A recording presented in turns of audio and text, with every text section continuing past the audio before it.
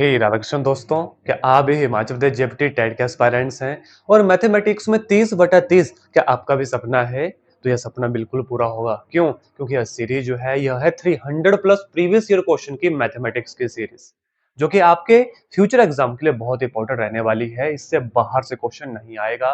अगर 30/30 लेने हैं तो यह सीरीज पूरी की पूरी आपको जो अच्छे से देखनी है। तो चलिए भाई, बिना वक्त गवाए आज के सेशन को शुरू करते हैं। नमस्कार दोस्तों, जितने भी आप जेबीटी के एस्पायरेंट्स है, कॉपी पेन ले लीजिएगा। मेरा नाम नितेश भारद्वाज है और आप सभी पोस्ट अप्रोच अकेडमी का एस्पायरेंट्स हैं। बड़े ध्यान से सुनना, ऑलरेडी हम इसके ऊपर पहला पार्ट कर चुके हैं, यानी कि लगभग 20-22 क्वेश्चन यहाँ तक हमने ये काम कर लिया था भाई। यहां तक ऑलरेडी हम काम कर चुके थे। आज हम चलेंगे क्वेश्चन नंबर 23 से भाई, ठीक है। जिन बच्चों ने यहां तक काम नहीं देखा उनको मैं बता दूं, इसका पहला पार्ट है। आई बटन में मैं आपको लिंक दे दूंगा, इस वीडियो के एंड में लिंक दे दूंगा, डिस्क्रिप्शन बॉक्स में लिंक दे दूंगा भाई, ठीक है। टाइम नोट कर लीजिए, रोज रात 8 बजे आपकी क्लास जो है लगेगी ही लगेगी इस चैनल के ऊपर। अगर चाहते हैं मैथमेटिक्स में 30/30 लेना, चाहते हैं साइकोलॉजी में 30/30 लेना, चाहते हैं जीके में 30/30 लेना, तो चैनल को अभी सब्सक्राइब कर लो और आ जाओ भाई इस सीरीज का नेक्स्ट एमसीक्यू देखते हैं। और टारगेट है 300 प्लस प्रीवियस ईयर क्वेश्चन को सॉल्व करने का। What is the value of side A B in the given figure? ये गिवन फिगर आपके पास है।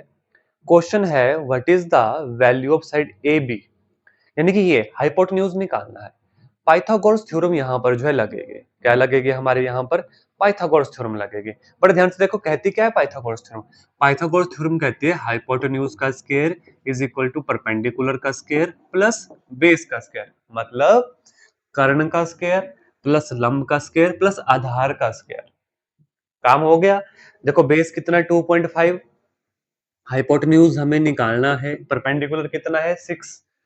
देखो 6 का स्क्वायर प्लस 2.5 का स्क्वायर, 6 छके 36 और 2 25 गुना 25 625, ठीक है। तो मैं इसको डायरेक्ट ऐड करूंगा, 625 6.25 प्लस कर दो भाई, क्योंकि प्लस ही करना है।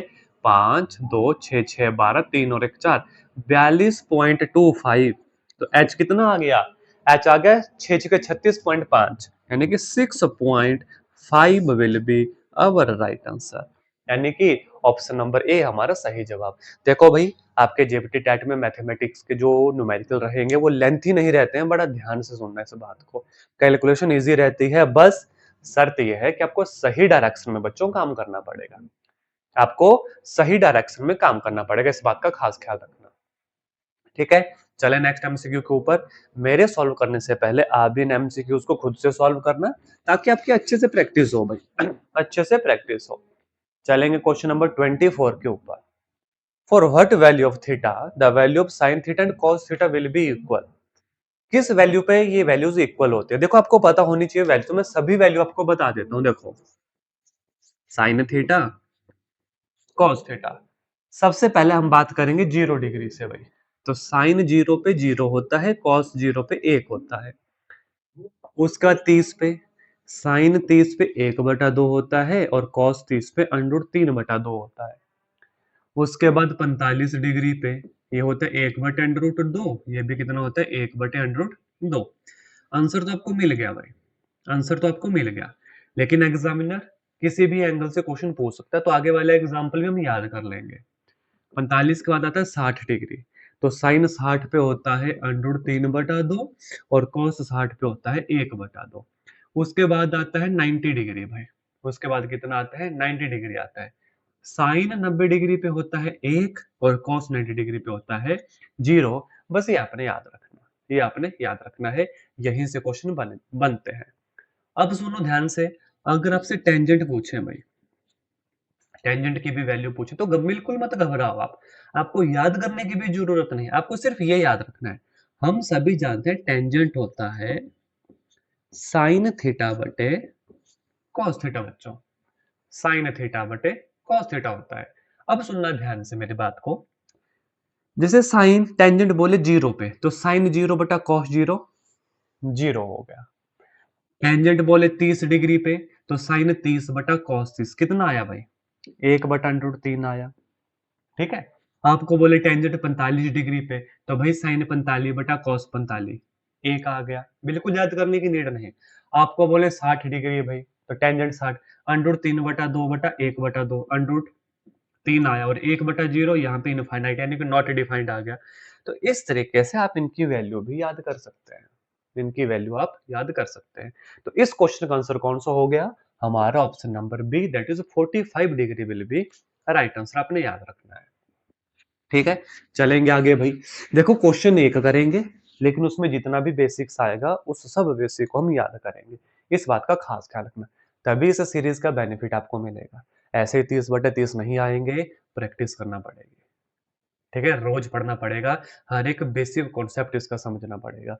आओ देखते हैं नेक्स्ट क्वेश्चन, देखते हैं हमें क्या पूछा है। A tangent of a circle intersect it in how many points? किसी वृत्त को स्पर्श रेखा वृत्त को कितने बिंदुओं पर प्रतिच्छेद करती है? अरे भाई टेंजेंट सिर्फ एक पॉइंट पे होता है, याद रखना। यस, आपका जवाब सही है, option number C 1 will be the right answer. बिल्कुल सही जवाब है भाई, आप जो सोच रहे हैं वो बिल्कुल सही है। नेक्स्ट क्वेश्चन के ऊपर आ जाओ। The cost of fencing a circular field at a rate of 24 per metre is 5280। The field is to be ploughed at a rate of 0.50 per metre square. What is the total cost of ploughing the field? यानी कि एक वृत्ताकार खेत है, यानी कि हमारा गोल खेत है भाई। क्या है आपके गोल खेत? ये लंबे लंबे खेत है। चलो भाई आ जाओ, हमारे पास ना एक गोलाकार खेत है। क्या कह रहे हैं, हमें इसको फेंसिंग लगानी है। फेंसिंग होती है बाड़बंदी, है ना। ऐसा समझ लो कि वहां पे जानवर आ गए हैं, आपको फेंसिंग हमने लगाई, तो इसकी जो फेंसिंग हमने की, बाहर बाहर से फेंसिंग होगी इसकी, यानी कि ये वाली फेंसिंग होगी। ठीक है, तो ये कह रहे हैं कि 24 पर मीटर के हिसाब से, कि मान लो ये 1 मीटर है ना, तो 24 पर मीटर के हिसाब से टोटल जो कॉस्ट आई वो आई 5280 रुपए भाई। 24 पर मीटर के हिसाब से इस बाड़बंदी को करने के लिए जो कॉस्ट है वो है 5280। आगे बढ़ो भाई। The field is to be ploughed at a value rate of 0.50, मतलब अब इस खेत को जोतना है और हमें बोल रहे हैं कि भाई पर मीटर स्क्वायर के लिए 0.50 रुपए की कॉस्ट है। हमसे पूछा जा रहा है इस पूरे खेत को जोतने के लिए कितने रुपए चाहिए। अब पूरे खेत को जोतना है तो कैसे करेंगे, हमें क्या निकालना पड़ेगा इसका? हमें भी इसका एरिया निकालना पड़ेगा। सबसे पहले हमें क्या निकालना पड़ेगा? इसका एरिया निकालना पड़ेगा। एरिया निकल जाएगा तभी तो हम काम कर पाएंगे। What is the area of the circle? आप सभी जानते हैं पाई आर स्क्वायर होता है। What is the area of circle? Pi are square होता है। ठीक है, अब दोनों ध्यान से, एरिया कहां से निकलेगा? देखो पाई कांस्टेंट होती है, वैल्यू 22/7। रेडियस हमें निकालनी है, हमें दिया है सरकमफ्रेंस।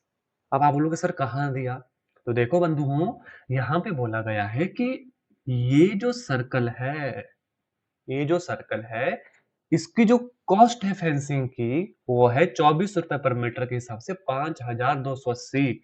तो इसकी ये जो सरकमफ्रेंस होगी ये कितनी होगी? 2580 बटे में 24, तभी तो हम इसका निकाल पाएंगे पेरीमीटर। पेरीमीटर यानी कि सरकमफ्रेंस। हमें बोल दिया फेंसिंग लगाने की कॉस्ट है 5280 पर मीटर के हिसाब से, तो सरकमफ्रेंस कितनी हुई भाई? 24/8। 24 से कम 24 कट जाएगा क्या 24 से ये? अच्छा 5000 है ना, 5280। 5000 कितना है? 200 से कट जाएगा क्या ये? यस। देखो 24 से कम 24, 24 दूआ 48, 49, 50, 51, 52, 48, 24 दो 48, जीरो। तो सरकमफ्रेंस कितना आ गया? 220 मीटर आ गए। सरकमफ्रेंस कितनी आ गई? 220 metre. What is the formula for circumference? 2πr। तो 2 गुना 22/7 गुना radius it is equal to 220 metre. इस 22 से ये 22 गया, 2 1 2, 5 2 10, है ना। 22 गुना 10 होता है 220। तो रेडियस कितनी आ गई? 7 गुना 5 इट इज 35 सेंटीमीटर। बस काम खत्म। What is the area? ये रहा 22/7, 35 गुना 35, 7 5 35, 5 2 10, 5 2 10 और 1 11 गुना 35। बस फटाफट गुना कर लो अब। 35 35 5, 5 6 7 8, 3, 3850 स्क्वायर सेंटीमीटर क्या आ गया? इसका एरिया आ गया। हमें बोला क्या है? 0.50 पर मीटर स्क्वायर वो उसकी जो वैल्यू है खेत को जोतने की, एक बार क्रॉस चेक कर लो भाई। ठीक किया, 7×5 = 35, 5×2 = 10, 5×2 = 10 और 11 गुना 35, 5×5 = 3850। ये आ गया उसका एरिया। भाई 1 मीटर स्क्वायर को जोतने के लिए 0.50 है, तो इतने को करने के लिए कितना रुपीज लगेंगे? 3850 गुना 0.50, तो कितना लगेगा? 0.50 गुना करो भाई।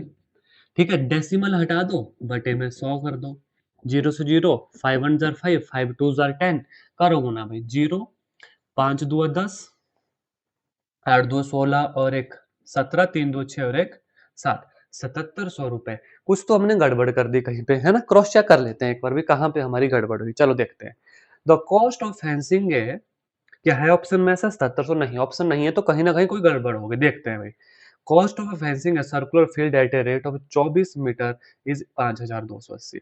The field is to be ploughed at a rate of 0.50 per metre square. The total cost of ploughing the field, भाई टोटल कॉस्ट कितनी है? रेडियस निकल गई 35। What is the area? Pi are square. 22/7, 35 गुना 35, 7 एकम 7, 7 पंजे 35, तो कितना आ गया? 35 गुना 5 2 10, 5 2 10 और एक 11 भाई। ठीक है, तो 35 गुना 11, 5 5 6 7 8 3, तो कितना है? 3850 भाई। ये हमारे पास कितना आ गया? एरिया आ गया। ठीक है, एरिया आ गया।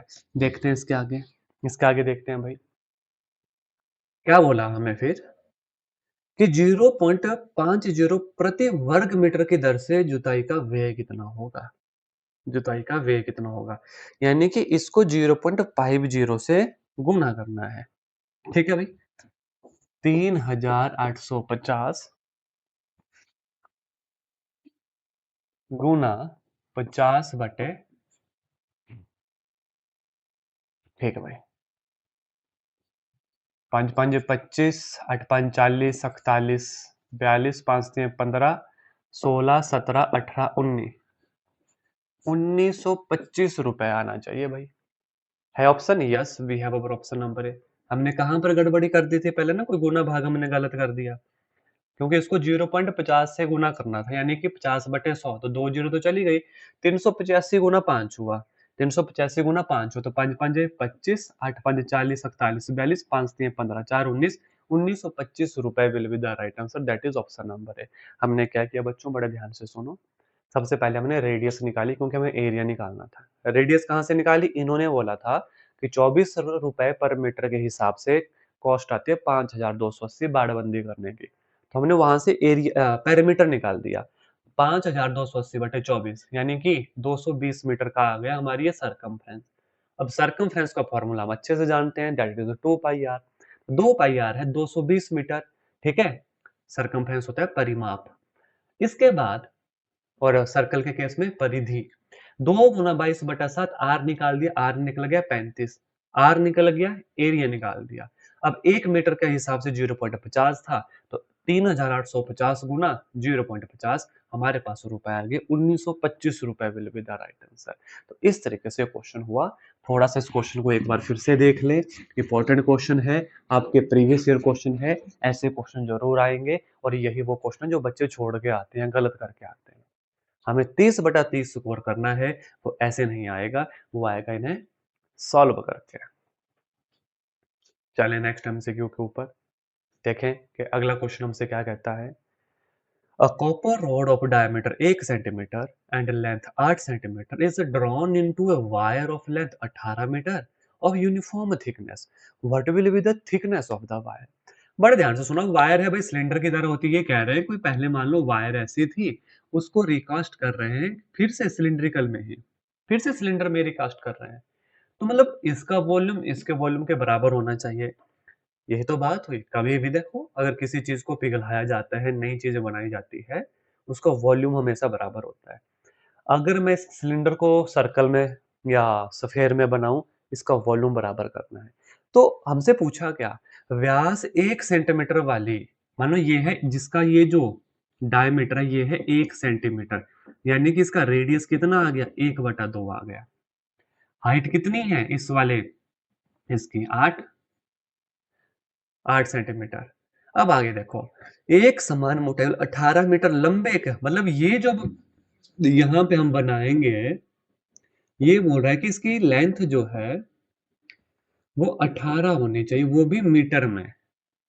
हमें ऐसी एक वायर बनानी है इससे ऐसी, और ये क्या है, ये सेंटीमीटर है भाई, 8 सेंटीमीटर। तो कंडीशन बड़े ध्यान से सुनना, तो इस तार की मोटाई कितनी होगी, इस तार की, अब 18 मीटर है इसका मतलब 1800 सेंटीमीटर लंबी ये तार बनानी है। आप खुद जान लो भाई, इस तार से ये तार अगर बनानी है तो डायमीटर कम होगा या ज्यादा होगा, ऑब्वियस है कम होगा। चलो देखते हैं, यहां से ऐसा बनाना है, यानी कि मैंने कहा वॉल्यूम बराबर होगा, what is the volume of cylinder, याद है, अगर मेरी प्रीवियस क्लासेस लगाई है ना तो याद होगा, नहीं लगाई आज ही लगाना। Pi are square H is equal to pi are square H. देखो मैंने डिफरेंशिएट करने के लिए क्या किया, यहाँ पे स्मॉल आर एच लिखा, यहाँ पे कैपिटल आर एच लिखा।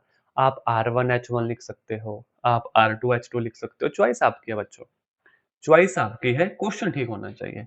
देखो पाई से पाई खत्म, व्हाट इज रेडियस यहाँ पे, 1/2 गुना 1/2, what is height 8, what is r square, r square what is height 1800 centimetre. एक बात याद रखना, यहाँ पे 18 मीटर क्यों नहीं लिखा, यूनिट हमेशा सेम होने चाहिए। हम सेंटीमीटर में सॉल्व कर रहे हैं तो इस मीटर को भी सेंटीमीटर में पहले तो कन्वर्ट करो भाई, ठीक है। इसके लिए भी मैंने कई बार बता चुका हूँ, सुनो ध्यान से। 1 किलोमीटर में 1000 मीटर होते हैं, 1 मीटर में 100 सेंटीमीटर होते हैं, और 1 सेंटीमीटर में 10 मिलीमीटर होता है। इनका बहुत यूज केस है इन तीन वैल्यूज का, हमेशा याद रखना, हमेशा याद रखना। चलें आगे, एक सेकंड दीजिएगा, एक सेकंड भाई, चलो भाई आ जाओ, देखो आगे करते हैं सॉल्व। देखो 2 2 जार 4, 4 2 जार 8, 2 1 जार 2, 9 2 18, 0। तो रेडियस का स्क्वायर आ गया 1/900, जो कितना आ गया, अगर आर में बोलूं, आर आ गया 1/30 भाई, आर कितनी आ गई, आर आ गई 1/30, रेडियस कितनी आ गई 1/30। What will be the thickness of the wire, अरे भाई रेडियस आ गई 30, यानी कि ये आ गई 1/30, हमें डायमीटर करना है यहाँ पर, तो 1/30 जमा 1/30 करो, क्योंकि हमें डायमीटर निकालना है। 2/30 1/15 सेंटीमीटर है option, 1/15, yes, we have our option number D will be our सही जवाब। क्या किया कि इस तार को इस तार में बनाया, यहाँ पे रेडियस हाइट गिवन थी, यहाँ पे हाइट गिवन है, रेडियस हमें निकालनी है।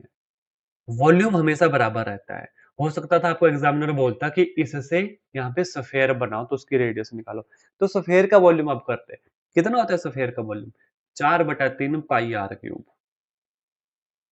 4/3 पाई आर क्यूब। सिलेंडर का कितना, pi are square H. Cone का कितना, 1/3 पाई आर स्क्वायर एच। तो भाई देखो फॉर्मूला याद होने चाहिए, तभी ये क्वेश्चन सॉल्व हो पाएंगे, तभी आपका टारगेट 30/30 होगा।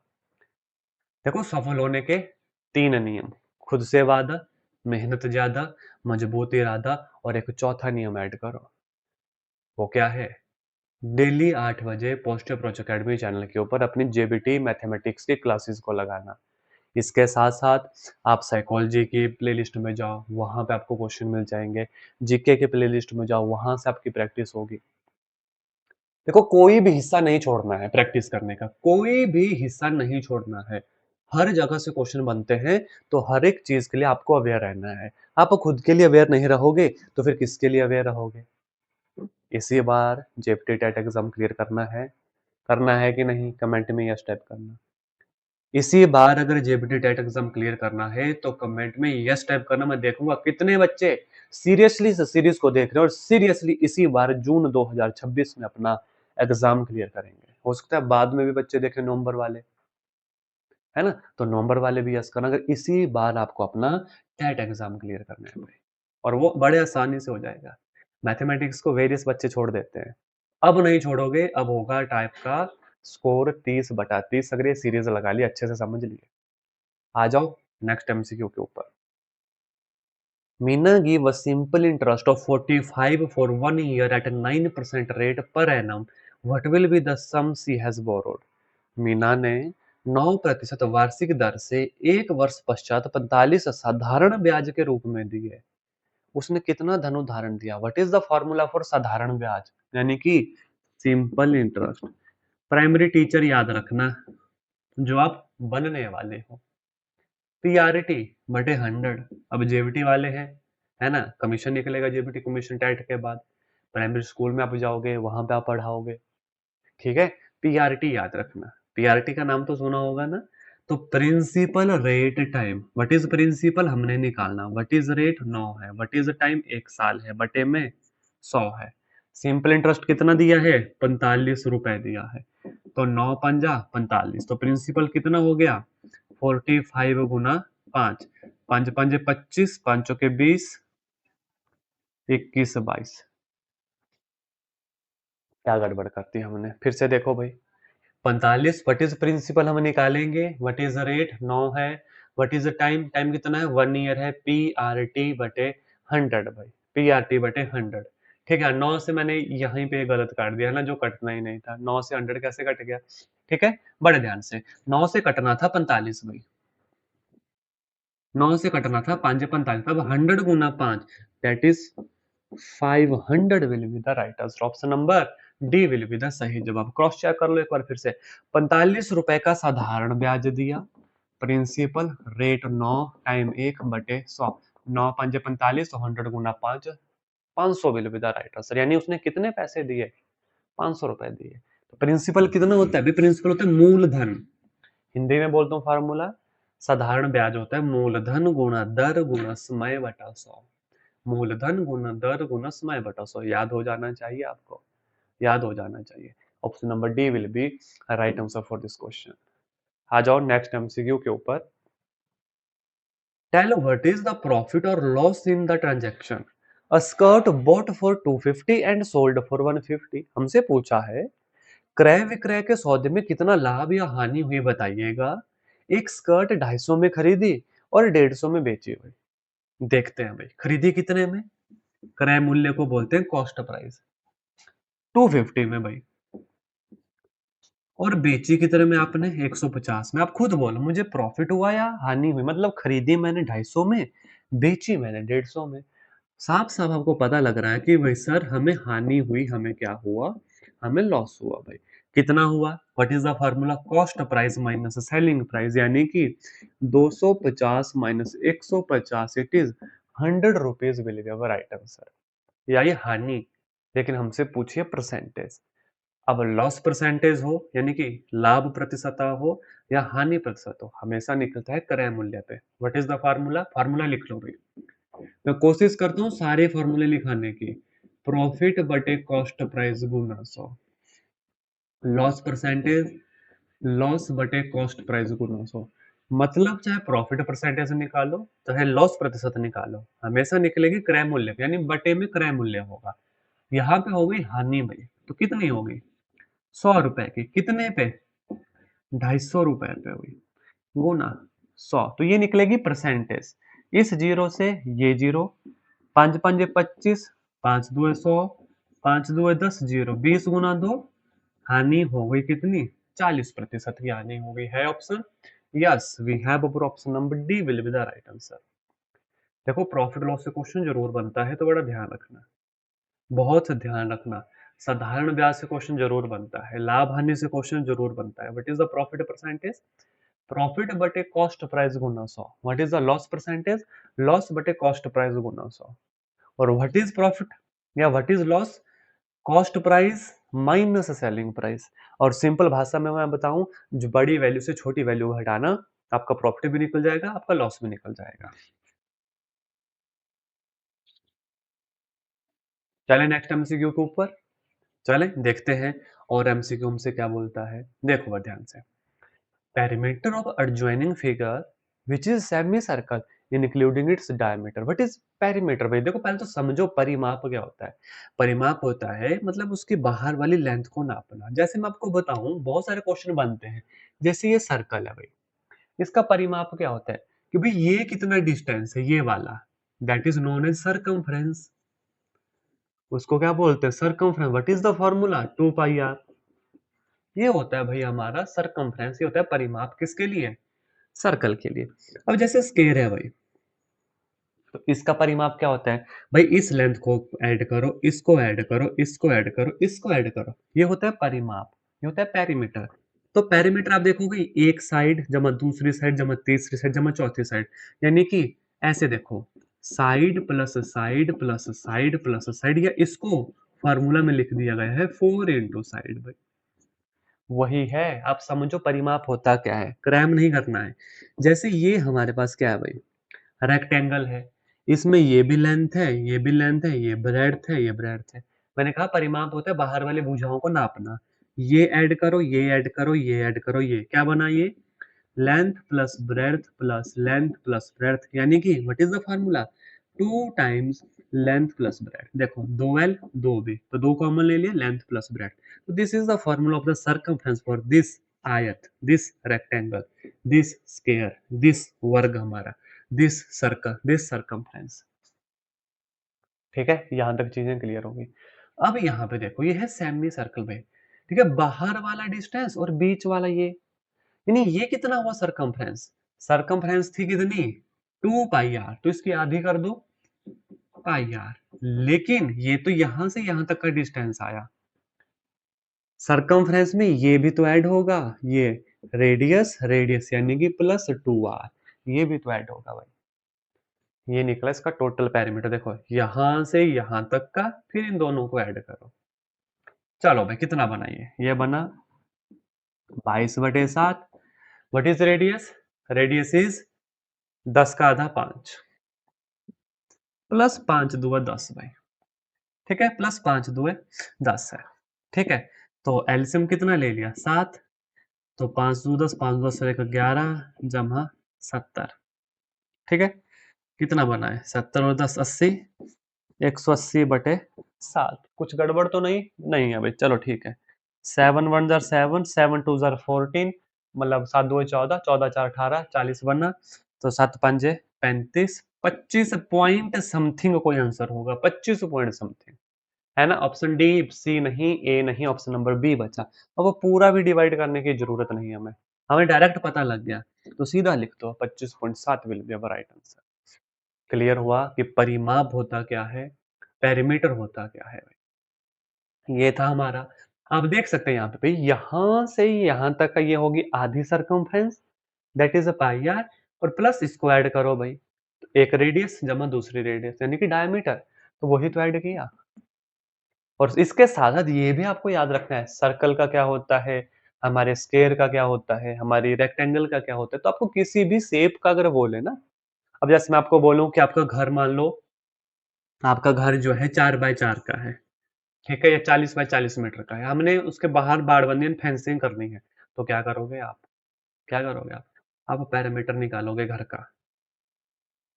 क्या निकालोगे? पैरामीटर निकालोगे। कैसे निकालेंगे? आप देखेंगे कि कहीं रेक्टेंगल में घर तो नहीं, कहीं स्क्वायर में घर तो नहीं, कहीं सर्कल में घर तो नहीं, या किसी और शेप में यानी पेंटागन में घर तो नहीं। मेरा बोलने का मतलब परिमाप समझो होता क्या है।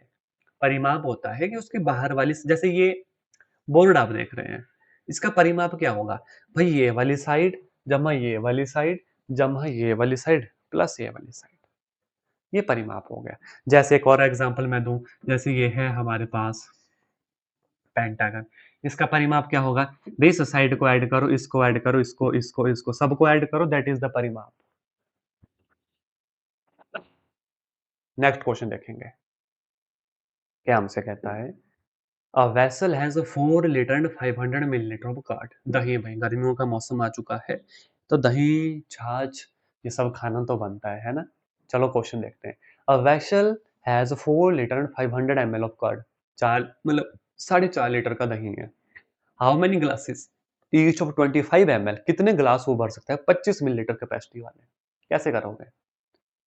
कितने ग्लास वो भरेगा? मान लो एक बकेट में हमने 4.5 लीटर का दही डाल दिया, 25-25 ml के ग्लास ले, तो एक एक डाल के ऐसे भर के बाहर निकाल दें, लग जाएगा पता कितने? कैसे लगेगा भाई? टोटल लीटर को ग्लास की कैपेसिटी से डिवाइड कर दो, टोटल लीटर को ग्लास की कैपेसिटी से डिवाइड कर दो, काम हो गया। आओ देखो, 4 लीटर 500 ml, तो 1 लीटर में 1000 ml होते हैं, तो 4000 जमा 500, 4500 ml। मैंने पहले भी कहा आपको, पहले भी कहा, यूनिट सेम होनी चाहिए। ईच ग्लास की कैपेसिटी 25 है भाई, कर दो डिवाइड, तो नंबर ऑफ ग्लास निकल जाएंगे, कट जाएगा 5 से काटोगे, 5 5 25, 9 5 45, जीरो, 5 से काटो, 18 5 90, जीरो, 180 गिलास लगेंगे भाई, 25 ml वाले, और 4.5 लीटर का पता नहीं चलेगा दही कहाँ गया। है option? Yes, we have our option number B, आप चेक करो, will be the right answer. अब बोलो भाई, क्या टिपिकल है क्वेश्चन? जी नहीं, टिपिकल नहीं है। बस शर्त ये है कि आपको नंबर 1 तरीका पता होना चाहिए, नंबर दूसरा आपको फॉर्मूलाज होने चाहिए, नंबर तीसरा सीरीज पूरी देखनी पड़ेगी, और नंबर चौथा आपको इस चैनल को सब्सक्राइब करना पड़ेगा। और ये पीडीएफ भी भाई आपको प्रैक्टिस के लिए खुद से प्रैक्टिस करनी है, क्लास नहीं देखनी, तो पीडीएफ भी टेलीग्राम के ऊपर मिल जाएगी भाई, पीडीएफ भी टेलीग्राम के ऊपर मिल जाएगी आपको। टाइम नोट कर लीजिएगा, रोज रात 8 बजे जेबीटी के लिए क्लास होती है मैथमेटिक्स की, टारगेट 30/30 है। इसके साथ साथ साइकोलॉजी भी की क्लास होती है, जीके की भी क्लास होती है, वो आप हमारी वेरियस प्लेलिस्ट में देख सकते हैं, वेरियस प्लेलिस्ट में देख सकते हैं। तो आगे चलेंगे भाई बिना वक्त गवाए। Which statement is true? कौन सी कहानी, कौन सा कथन सत्य है? सबसे पहला जो सत्य है कि इसी बार आपका टेट एग्जाम क्लियर होगा ना? मैंने कहा था कमेंट में यस टाइप कीजिए, आपने अभी तक नहीं किया, क्लास को पॉज करें और अभी करें कि हाँ सर बिल्कुल इसी बार हम क्लियर करेंगे, तो उसके लिए मेहनत लगेगी। आ जाओ, पहला क्वेश्चन पढ़ते हैं। आपका ध्यान किधर है? आपका इंपॉर्टेंट क्वेश्चन इधर है, आ जाओ भाई, ध्यान सबका यहाँ। The sum of 3 odd number is even, is this true? बिल्कुल लोड नहीं लेनी, चलो चेक कर लेते हैं भाई। 1 जमा 3 जमा 5, 5 3 8 और 1 9 भाई, 3 5 7, 7 3 10 5 15, क्या ये सही है? The sum of 3 odd number is even? जी नहीं, ये तो भाई ऑड ही निकल रहा है, ये तो ऑड ही निकल रहा है। तो पहला तो हो गया गलत। दूसरा भाई, the sum of 2 odd number, जैसे 1 जमा 3, ये बन गया 4 भाई,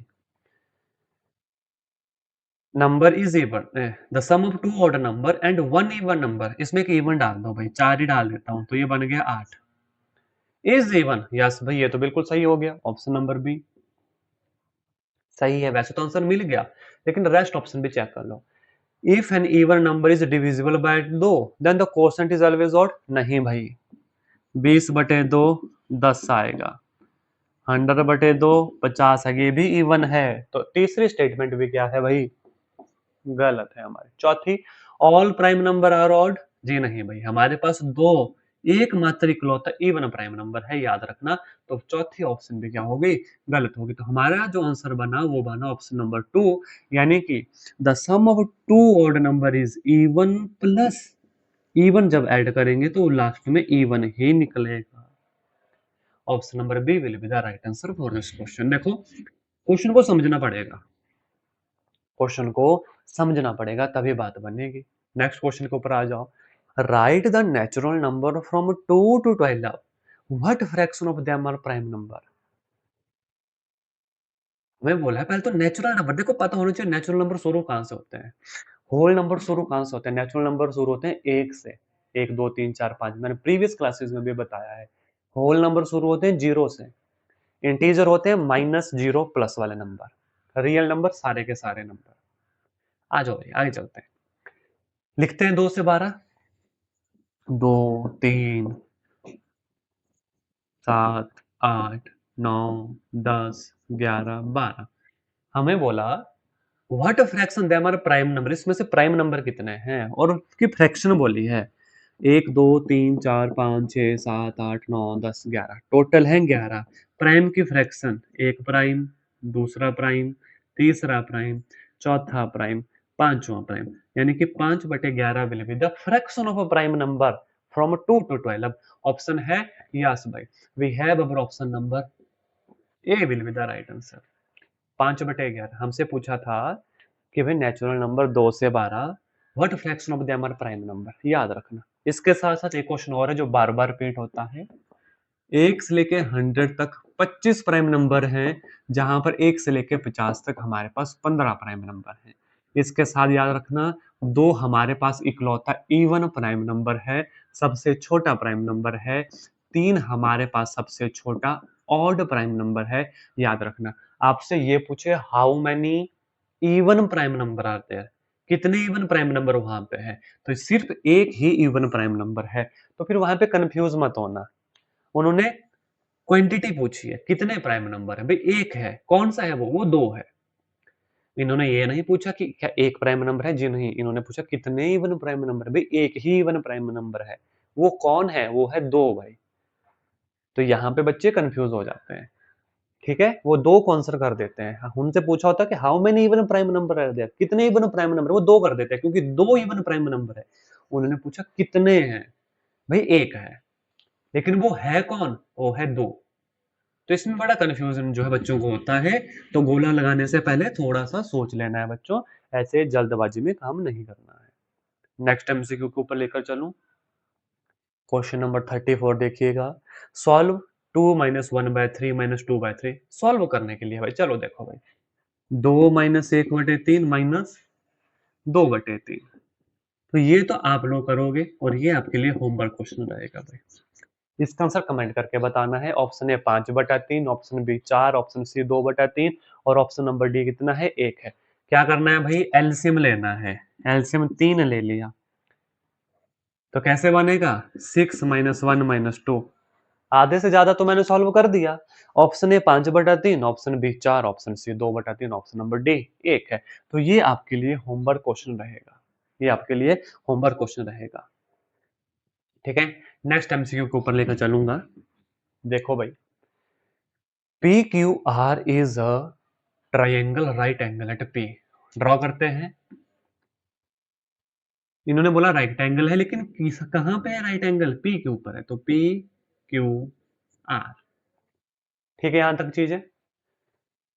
पी क्यू है 10 भाई, तो पी क्यू कितना है, 10 है। पी आर कितना है, 24। कहाँ है पी आर, ये है 24। हमें बोला फाइंड क्यू आर, तो हाइपोटेन्यूज निकालना है। तो हाइपोटेन्यूज का स्क्वायर 24 का स्क्वायर बच्चों, प्लस 10 का स्क्वायर, 24 24 576, जमा 10 का स्क्वायर 100, ये बना 676। 676। आप देखो, 56 होगा नहीं, 46 होगा नहीं, 36 होगा नहीं, बचा 26।